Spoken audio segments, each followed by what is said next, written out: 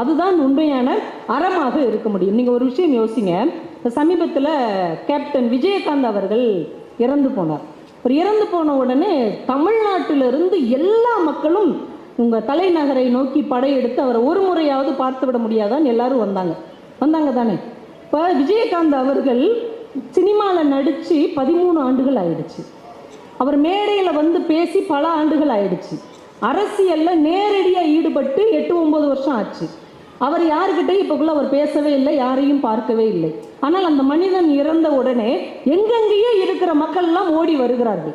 இனிமே அவரால் இவங்களுக்கு எந்த ஆதாயமும் நடக்க போவதே இல்லை. ஆனாலும் அவ்வளவு பேர் வந்து ஒன்று கூடுகிறார்கள், குழுமுகிறார்கள், கண்ணீர் விடுகிறார்கள். என்னையா செஞ்சார் அவரு? சாப்பாடு போட்டாங்க சார். அவர் வந்தவங்களுக்கெல்லாம் பசி அறிந்து சாப்பாடு போட்டாரு. பசிக்கும் என்கின்ற உணர்வை அறிந்திருந்தார். அதனால அவருக்கு முன்னாடி இன்னும் ஒரு சொட்டு கண்ணீர் விடுகிறோம்.